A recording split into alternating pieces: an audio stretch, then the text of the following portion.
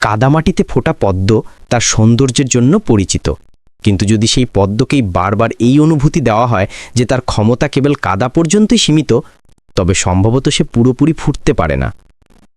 প্রতিভা এবং দারিদ্র্যের লড়াইয়ে প্রায়শই দারিদ্র্যই জিতে যায়, তবে কখনো কখনো প্রতিভা এত জেদি হয় যে সে পাথর ভেদ করেও নিজের রাস্তা তৈরি করে নেয়। এমনই ছিল 10 বছর বয়সী কাজলের গল্প।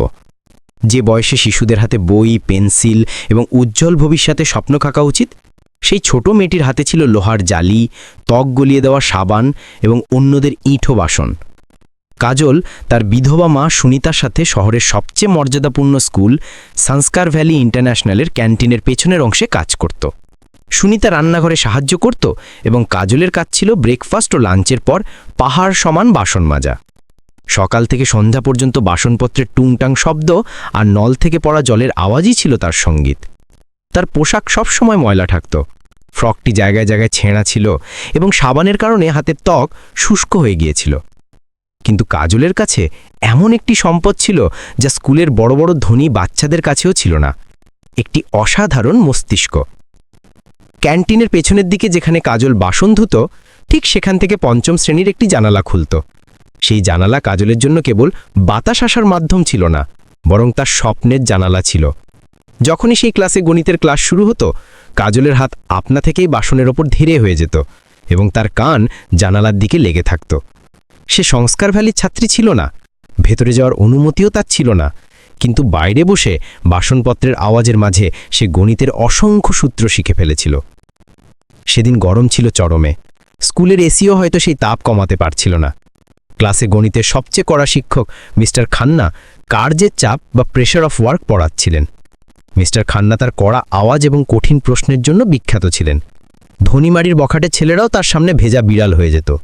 আজ মিস্টার খান্নার মেজাজ কিছুটা বেশিই খারাপ ছিল। তিনি ব্ল্যাকবোর্ডে একটি অত্যন্ত জটিল সমীকরণ লিখলেন।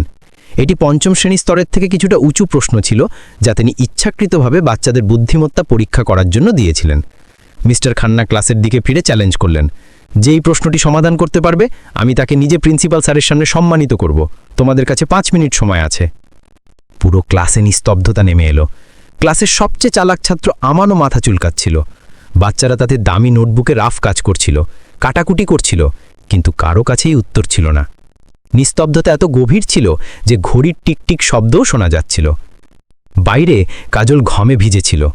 তার সামনে এটো প্লেটের স্তূপ ছিল। ম্যানেজার তাকে তাড়া দিচ্ছিল যাতে সে দ্রুত কাজ শেষ করে, কিন্তু কাজলের চোখ সেই প্লেটগুলো থেকে সরে লোহার জালি দেওয়া জানালার ওপারে ব্ল্যাকবোর্ডে স্থির হয়ে গেল। তার মস্তিষ্ক যেন কোনো সুপার কম্পিউটারের মতো চলতে শুরু করল। সে তার ভেজা হাত তার ফ্রকে মুছে নিল এবং মাটির ধুলোর ওপর তার আঙুল দিয়ে কিছু আঁকিমুকি করতে লাগল।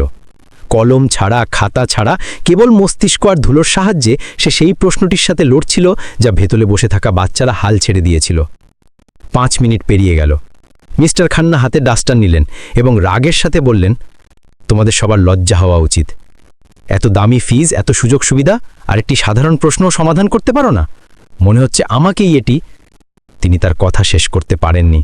ঠিক তখনই জানালার বাইরে বাসনপত্রের আওয়াজের মাঝে একটি সরু এবং ভীত কিন্তু স্পষ্ট কণ্ঠস্বর ভেসে এলো, স্যার, উত্তর 75। মিস্টার খান্নার আঙুলের ফাঁকে থাকা চকটি সেখানেই থেমে গেল। পুরো ক্লাসে এমন নিস্তব্ধতা নেমে গেল যেন সবাই শ্বাস নেওয়া বন্ধ করে দিয়েছে। সেই আওয়াজটি ক্লাসের ভেতর থেকে নয়, বরং সেই লোহার জালি দেওয়া জানালার বাইরে থেকে এসেছিল। এক মুহূর্তের জন্য মিস্টার খান্না মনে করলেন হয়তো তার কোনো বিভ্রম হয়েছে, কিন্তু তখনই ক্লাসের কিছু দুষ্টু ছেলে জানালার দিকে ইশারা করে হেসে উঠল, স্যার, এ তো ওই বাসনওয়ালি মেয়েটি। এক ছাত্র ঘৃণা ভরে বলল, নিশ্চয়ই আন্দাজে বলছে। মিস্টার খান্না রেগে জানালার দিকে ছুটলেন। বাইরে ভয়ানক গরমে কাঁপতে থাকা হাতে কাজল দাঁড়িয়েছিল। তার হাতে তখনও সাবানের ফেনা লেগেছিল এবং মুখে ভয়ের ছাপ স্পষ্ট দেখা যাচ্ছিল। সে অজান্তেই বলে ফেলেছিল, কিন্তু এখন তার ভুল বুঝতে পারছিল। তার মনে হচ্ছিল বড়দের মাঝে কথা বলা তার জন্য অপরাধ। ঠিক তখনই ক্যান্টিনের ম্যানেজার গোপাল দৌড়ে এলো। সে দেখল যে ক্লাসের পরিবেশ নষ্ট হচ্ছে এবং কাজল জানালার কাছে দাঁড়িয়ে আছে। গোপালের মেজাজ সপ্তমে চড়ে গেল। সে কাজলের ওপর ঝাঁপিয়ে পড়ল এবং জোরে তার কান মুচড়ে দিল। বেয়াদব মেয়ে! গোপাল চিৎকার করল, তোকে বাসন ধোয়ার জন্য টাকা দেওয়া হয় নাকি ক্লাসে উকি মারার জন্যে? স্যার, মাফ করবেন, একটি গণ্ডমূর্খ, এর কোনো বুদ্ধি নেই, এক্ষুনি একে কাজ থেকে বের করে দিচ্ছি। কাজল যন্ত্রণায় কাতরাতে লাগল, তার চোখ জলে ভরে গেল। না মালিক, ভুল হয়ে গেছে, আর করব না। সে কাকুতি মিনতি করতে লাগল। পাশেই দাঁড়ানো তার মা সুনিতাও দৌড়ে এলেন এবং ম্যানেজারের পায়ে লুটিয়ে পড়লেন। সাহেব, বাচ্চা মেয়ে, মাফ করে দিন, ওর চাকরি কেড়ে নেবেন না, আমরা না খেয়ে মারা যাব। গোলমাল শুনে মিস্টার খান্না কড়া গলায় বললেন, থামো। গোপালের হাত হাওয়ায় থেমে গেল। মিস্টার খান্না ক্লাস থেকে বাইরে এলেন এবং গনগনে রোদে সেই বাসন ধোয়ার জায়গায় চলে এলেন। তার দৃষ্টি কাজলের ভীত চেহারা এবং তার নোংরা পোশাকের উপর পড়ল। তারপর তিনি ব্ল্যাকবোর্ডের দিকে দেখলেন এবং আবার কাজলের দিকে ফিরলেন। তুমি এইমাত্র কি বললে? উত্তর কত? মিস্টার খান্না অত্যন্ত গাম্ভীর্যের সাথে জিজ্ঞেস করলেন। কাজল ভয়ে ভয়ে উপরে তাকালো। তার মনে হলো ভুল উত্তর দিলে মার খেতে হবে। সে তার কাঁপানো গলায় কিন্তু পূর্ণ আত্মবিশ্বাসের সাথে আবার বলল, ৭৫ স্যার। মিস্টার খান্না হতবাক হয়ে গেলেন। তিনি ব্ল্যাকবোর্ডে লেখা সমীকরণটি মনে মনে আবার সমাধান করলেন। সত্যি উত্তর ৭৫ ছিল। যে প্রশ্নের ওপর আমানের মতো টপার এবং পুরো ক্লাসের ঘাম ছুটে গিয়েছিল, সেই প্রশ্নটি এই ছোট্ট মেয়েটি বাসন মাজতে মাজতে সমাধান করে ফেলল। তুমি এটা কিভাবে জানলে? মিস্টার খান্না অবিশ্বাস নিয়ে জিজ্ঞেস করলেন। কেউ কি তোমাকে বলে দিয়েছে? কাজল মাথা নিচু করে নিল এবং তার ময়লা ফ্রকটি মুঠি করে ধরে বলল, না স্যার, আপনি যখন রোজ পড়ান আমি শুনি। কাল আপনি বিউডিএমএস নিয়মটি বুঝিয়েছিলেন, আগে ভাগ তারপর গুণ। আমি শুধু সেটাই করেছি। আমি মাটিতে আঙুল দিয়ে গুণ ভাগ করেছিলাম। মিস্টার খান্না মাটিতে দেখলেন। সেখানে ধুলোয় সত্যি কিছু আঁকামাকা সংখ্যা লেখা ছিল, যা সঠিক বর্ণনার প্রমাণ দিচ্ছিল। একটি হিরে কাঁদার মধ্যে পড়েছিল আর কেউ টেরও পায়নি। গোপাল ম্যানেজার তখনও বিড়বিড় করছিল, স্যার আপনি এর কথায় কান দেবেন না, এ মুখস্থ বলে বলছে, এ চুরিচামারি করে, এ এক কাজচোর কোথাকার। মিস্টার খান্না হাত ইশারা করে গোপালকে চুপ করতে বললেন। তার মুখে এখন রাগের বদলে এক অদ্ভুত দীপ্তি ছিল। তিনি কাজলের দিকে হাত বাড়ালেন। আমার সাথে চলো, তিনি বললেন। সুনিতা ঘাবড়ে গেলেন। সাহেব, কোথায় নিয়ে যাচ্ছেন? পুলিশের কাছে নিয়ে যাবেন না সাহেব, এ কিছু চুরি করেনি। না মাজি। মিস্টার খান্নার গলায় এক ধরনের কোমলতা এসেছিল। পুলিশের কাছে নয়, প্রিন্সিপাল স্যারের কাছে। আজ আপনার মেয়ে এমন কিছু করে দেখিয়েছে যা স্কুলের বড় বড় ধনী সন্তানেরাও করতে পারেনি। মিস্টার খান্না কাজলের সাবান মাখা হাত নিজের হাতে তুলে নিলেন, যা দেখে গোপাল এবং ক্লাসের বাচ্চারও অবাক হয়ে গেল। একজন শিক্ষক একজন বাসনবালির হাত ধরে স্কুলের মূল করিডোরের দিকে হাঁটতে শুরু করলেন। কাজলের হৃৎস্পন্দন দ্রুত ছিল। সে জানত না যে এই রাস্তা তাকে কোন গন্তব্যের দিকে নিয়ে যাবে। স্কুলের করিডোরে হাঁটার সময় কাজলের পুরনো ক্ষয় যাওয়া স্যান্ডেল মার্বেলের ঠান্ডা মেঝের সাথে ধাক্কা খাচ্ছিল। যে সংস্কারবালী স্কুলকে সে সবসময় দূর থেকে দেখত, আজ সে প্রথমবারের মতো এর ভেতরে ছিল। চারপাশে ঝকঝকে কাঁচের দেওয়াল, অনুপ্রেরণামূলক সুবানি দিয়ে সাজানো দেওয়াল এবং পরিবেশে ছড়িয়ে থাকা হালকা সুগন্ধ, সবকিছুই তার জগৎ থেকে সম্পূর্ণ আলাদা ছিল। আসা যাওয়াকারী ছাত্র শিক্ষকেরা তাকে অবাক হয়ে দেখছিল। কেউ তার সাধারণ পোশাক দেখে ফিসফিস করছিল, আবার কেউ কেউ যেন পথটা সামান্য বদলে নিচ্ছিল, যেন বুঝতে পারছিল না যে এই মেয়েটি এখানে কিভাবে এলো। কাজল মাথা নিচু করে নিল। সে চাইত যে কোনোভাবে নিজেকে আরও ছোট করতে পারে, যাতে চোখ তার ওপর না পড়ে। কিন্তু মিস্টার খান্না তার হাতটি আশ্বাস দেওয়ার ভঙ্গিতে আলতো করে ধরে রেখেছিলেন, যেমন কোনো অভিভাবক কোনো শিশুকে নতুন জগতের সাথে পরিচয় করিয়ে দিতে নিয়ে যান। তারা প্রিন্সিপালের কেবিনের সামনে থামলেন। দরজায় লেখা ছিল মিস্টার আর কে ভার্মা, প্রিন্সিপাল। মিস্টার খান্না আস্তে করে দরজা টোকা দিলেন এবং ভেতরে গেলেন। ভেতরের দৃশ্য আরও জমকালো ছিল। মিস্টার ভার্মা তার বড় ঘূর্ণায়মান চেয়ারে বসেছিলেন এবং ফোনে একজন ধনী দাতার সাথে কথা বলছিলেন। যেই তিনি একটি নোংরা ময়লা পোশাকের মেয়েকে তার পরিষ্কার পরিচ্ছন্ন কেবিনে দেখলেন, তার ভ্রু কুঁচকে গেল। তিনি দ্রুত ফোন রেখে রেগে বললেন, মিস্টার খান্না, এ কি তামাশা? এই মেয়েটিকে আর কেন একে ভেতরে এনেছেন? পুরো অফিস নোংরা হয়ে যাবে। মিস্টার খান্না কাজলকে সামনে এগিয়ে দিয়ে অত্যন্ত শান্ত স্বরে বললেন, স্যার মাফ করবেন, কিন্তু আজ আমাকে আপনাকে এমন কিছু দেখাতে হবে যা হয়তো এই স্কুলের ইতিহাসে কখনো ঘটেনি। এ কাজল আমাদের ক্যান্টিনে বাসন ধয়। মিস্টার ভার্মা ঘৃণায় নাক কুচকালেন। তো কি এখন কি আপনি ক্যান্টিনের অভিযোগ নিয়ে আমার কাছে আসবেন? একে বাইরে বের করুন। স্যার, অভিযোগ নয়, একটি অলৌকিক ঘটনা নিয়ে এসেছি। মিস্টার খান্নার কণ্ঠে এক অদ্ভুত উত্তেজনা ছিল। এই মেয়েটি জানালার বাইরে থেকে শুনে বই এবং খাতা ছাড়াই পঞ্চম শ্রেণীর সেই প্রশ্নটি সমাধান করে দিয়েছে যা আমানের মতো মেধাবী ছাত্রও পারেনি। এর মস্তিষ্ক কম্পিউটার থেকেও দ্রুত চলে। মিস্টার ভার্মা অবিশ্বাস নিয়ে হাসলেন। খান্নাজি, আপনিও না? নিশ্চয়ই কোনো বাচ্চা ওকে ইশারা করে দিয়েছে, অথবা আন্দাজে বলে দিয়েছে। এরা রাস্তার ছেলে মেয়ে, এদের মনোযোগ পড়ালেখায় নয়, শুধু পেট ভরানোর দিকে। তাকে আপনি অকারণে আবেগপ্রবণ হচ্ছেন। এই কথাটি মিস্টার খান্নার গায়ে লাগল। তিনি প্রিন্সিপালের টেবিলের উপর রাখা একটি নোটপ্যাড তুলে নিলেন এবং কাজলের দিকে দেখলেন।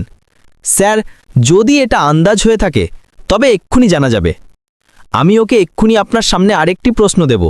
যদি আর সমাধান না করতে পারে তবে আমি আমার কথা ফিরিয়ে নেব এবং আপনি যে শাস্তি দেবেন তা আমার মঞ্জুর। কিন্তু যদিও সমাধান করে ফেলে তবে আপনাকে আমার একটি কথা মানতে হবে। মিস্টার ভার্মা তার চশমাটি ঠিক করলেন এবং চেয়ারের পেছনের দিকে হেলান দিলেন। মিস্টার খান্নার এই আত্মবিশ্বাস তার কাছে কৌতূহলোদ্দীপক লাগল। ঠিক আছে, তিনি চ্যালেঞ্জটি গ্রহণ করে বললেন, তবে প্রশ্নটি গণিতের হবে না, গণিত মুখস্থ করা যেতে পারে। আমি ওকে একটি যৌক্তিক ধাঁধা দেব, দেখা যাক ওর কম্পিউটার মস্তিষ্ক কত দ্রুত চলে। কাজলের বুক ধরফড় করছিল। এখন শুধু তার নয়, সেই মাস্টার মশায়েরও সম্মান ঝুঁকির মুখে ছিল, যিনি তার হাত ধরেছিলেন। সে মনে মনে ঈশ্বরকে স্মরণ করতে লাগল। মিস্টার ভার্মা কাজলের চোখের দিকে চোখ রেখে একটি কঠিন প্রশ্ন করলেন। শোনো মেয়ে, যদি একটি পুকুরে পদ্মফুল প্রতিদিন দ্বিগুণ হয় এবং পুকুরটি পুরোপুরি ভরতে 30 দিন সময় লাগে, তবে পুকুরটি অর্ধেক ভরতে কতদিন সময় লাগবে? এই প্রশ্নটি সরাসরি গণিতের ছিল না, বরং যুক্তির শক্তির ছিল। প্রায়শই বড় বড় ডিগ্রিধারী লোকেরাও এতে 15 দিন বলার ভুল করে ফেলেন। ঘরে নিস্তব্ধতা নেমে এলো।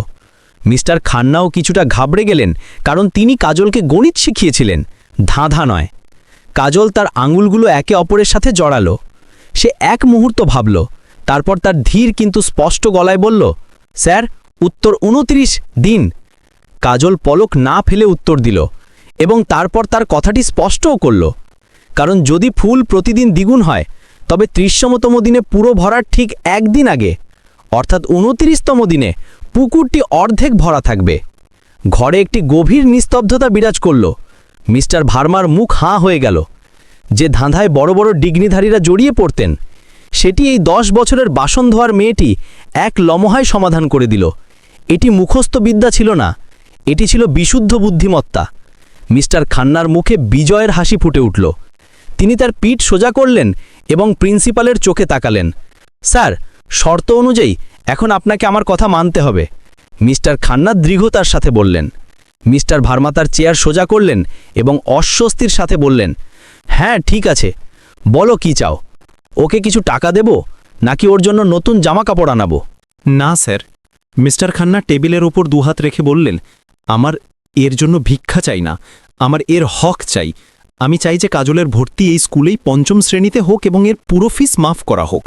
মিস্টার ভার্মা তার চেয়ার থেকে লাফিয়ে উঠলেন। কে? খান্না, তোমার মাথা খারাপ হয়ে গেছে? এটা সংস্কার ভ্যালি, শহরের সবচেয়ে দামি স্কুল। এখানে মন্ত্রী এবং শিল্পপতিদের ছেলেমেয়েরা পড়ে। যদি তাদের সাথে এই বাসনওয়ালি বসে তবে অভিভাবকরা তাদের বাচ্চাদের স্কুল থেকে বের করে নেবে। আমাদের সুনাম, রেপুটেশন মাটিতে মিশে যাবে। স্যার, সুনাম পোশাক দিয়ে নয়, যোগ্যতা দিয়ে তৈরি হয়। মিস্টার খান্না যুক্তি দিলেন। যদি সরস্বতীর মন্দিরেও বৈষম্য হয় তবে আমরা শিক্ষক হবার যোগ্য নই। তাদের দুজনের মধ্যে তর্ক তীব্র হয়ে উঠল। মিস্টার ভার্মা তার জেদে অনড় ছিলেন যে তিনি নোংরা মাছটিকে পুকুরে আসতে দেবেন না, এবং মিস্টার খান্না অনড় ছিলেন যে তিনি এই হীরাটিকে হারাতে দেবেন না। শেষে মিস্টার ভার্মা একটি গভীর শ্বাস নিলেন এবং একটি কুটিল হাসির সাথে বললেন, ঠিক আছে খান্না, তুমি যখন এত জেদ করছো তবে শোনো, আগামী সপ্তাহে পুরো শহরের স্কুলগুলোর জন্য আমাদের বার্ষিক স্কলারশিপ পরীক্ষা হতে চলেছে। তাতে শহরের সবচেয়ে তীক্ষ্ণ মেধার ছাত্ররা বসবে। যদি এই মেয়েটি, তিনি কাজলের দিকে আঙুল তুলে বললেন, যদি এই মেয়েটি সেই পরীক্ষায় শুধু পাশ না করে বরং প্রথম স্থান নিয়ে আসে তবে আমি ওকে বিনামূল্যে ভর্তি দেব। কিন্তু যদি ও 2য় নম্বরেও আসে তবে ওকে আবার বাসনি মাজতে হবে। মানা হলো? এটি ছিল একটি অসম্ভব শর্ত। একদিকে ছিল সেই বাচ্চারা যারা বছরের পর বছর টিউশন ও কোচিং নিচ্ছিল, আর অন্যদিকে কাজল, যার কাছে না ছিল বই, না ছিল সময়, আর না ছিল কোনো সুবিধা। কাজল ভয় পেয়ে গেল। সে মিস্টার খান্নার হাত ধরল। তার মনে হলো এটা অসম্ভব। কিন্তু মিস্টার খান্না তার হাত ধরে তাকে সাহস দিলেন এবং প্রিন্সিপালের দিকে তাকিয়ে বললেন, আমাদের মঞ্জুর স্যার, 1 সপ্তাহ পরে এই অফিসেই একজন নতুন টপার দাঁড়িয়ে থাকবে। মিস্টার খান্না কাজলকে নিয়ে বাইরে চলে এলেন। বাইরে এসে তিনি দেখলেন সুনিতা, কাজলের মা, দরজার কাছে দাঁড়িয়ে কাঁদছেন। তার মনে হয়েছিল তার মেয়ে কোনো অপরাধ করে ফেলেছে। মিস্টার খান্না সুনিতার সামনে ঝুঁকে বললেন, মাজি, কান্না বন্ধ করুন। এখন কাজল বাসন মাজবে না, এখন এই ইতিহাস লিখবে। শুধু আমাকে 1 সপ্তাহ সময় দিন। কিন্তু পথ এত সহজ ছিল না। খবর জঙ্গলের আগুনের মতো ছড়িয়ে পড়ল। ক্যান্টিনের ম্যানেজার গোপাল যখন জানতে পারল, সে ক্ষিপ্ত হয়ে উঠল। তার ভয় ছিল যে কাজল যদি পড়ালেখা শুরু করে তাহলে তার বাসনের স্তূপকে পরিষ্কার করবে। সে একটি জঘন্য চাল চলার কথা ভাবল। পরীক্ষার ঠিক 2 দিন আগে যখন কাজল রাতে তার ঝুপড়িতে মোমবাতির আলোয় মিস্টার খান্নার দেওয়া পুরনো বই পড়ছিল, ঠিক তখনই হঠাৎ তাদের ঝুপড়ির দরজায় জোরে ধাক্কা পড়ল। বাইরে গোপাল এবং তার সাথে 2জন পুলিশ ছিল।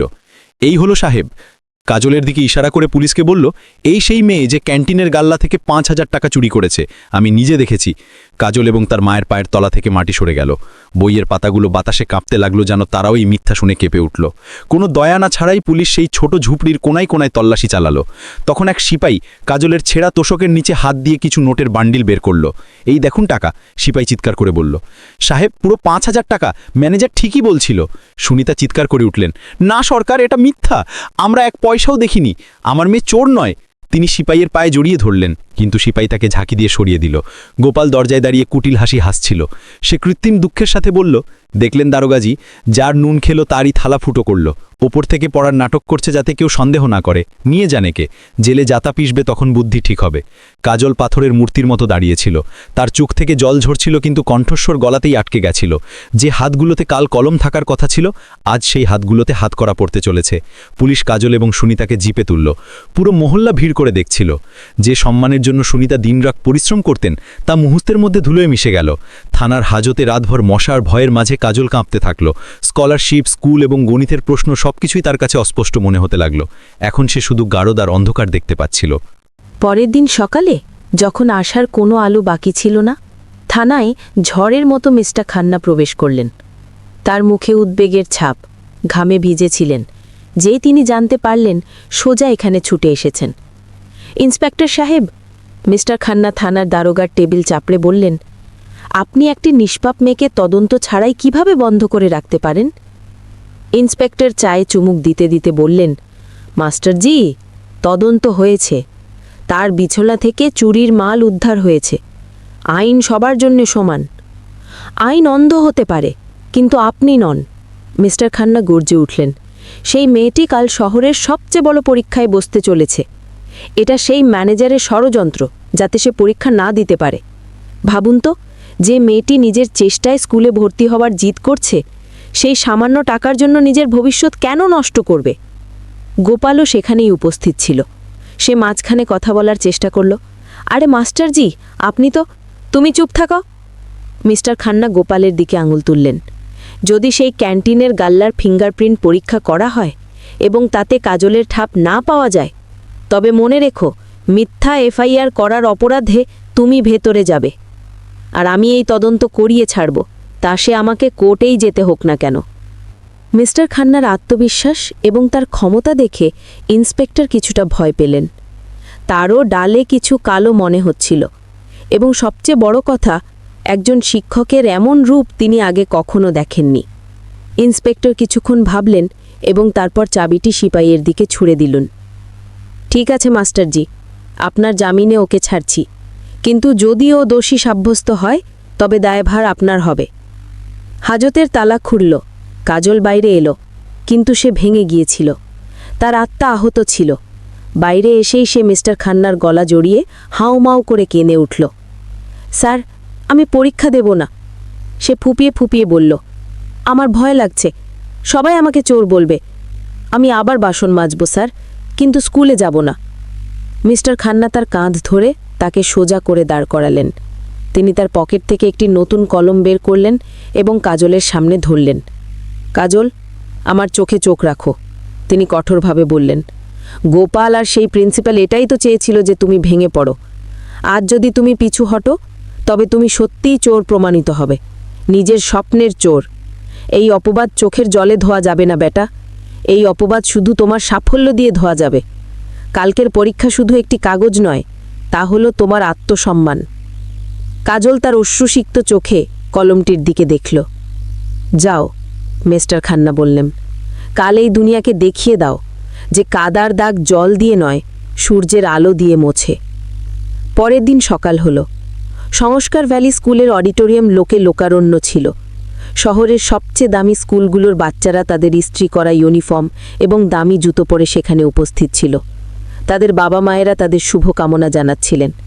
সেই ভিড়ে এক কোণে কাজল দাঁড়িয়েছিল।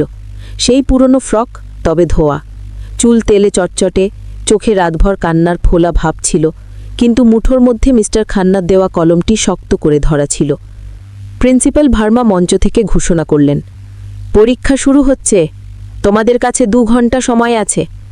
পেপার কাজলের সামনে এলো। সে প্রথম পাতা উল্টালো। প্রশ্নগুলো কঠিন ছিল, খুবই কঠিন, কিন্তু যেই সে প্রশ্নগুলো পড়ল তার মনে হলো যেন প্রশ্নগুলো তার সাথে কথা বলছে। বাসনপত্রের আওয়াজ উধাও হয়ে গেল, পুলিশের ভয়ে উধাও হয়ে গেল। এখন সেখানে শুধু কাজল ছিল আর গণিতের সংখ্যা।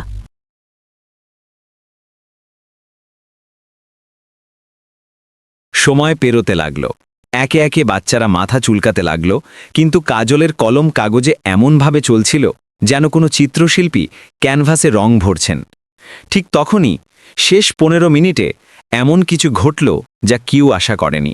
পরীক্ষা হলে ঘড়ির কাঁটা টিকটিক করছিল। শেষ 15 মিনিট বাকি ছিল।